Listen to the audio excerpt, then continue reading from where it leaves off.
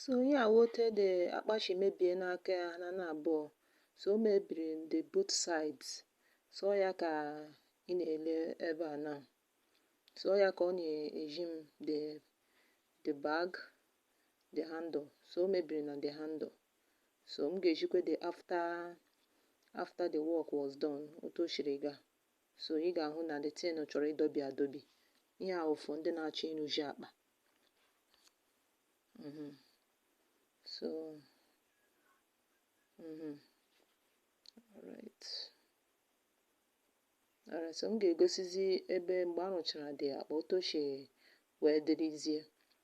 So just a brief moment ọ ga-ejikwa. Okay, so ihe awo the bag. Ịhụla ya, ana m use Snapchat filter ụmụ ihe ndị ahụ. Ịhụla ya.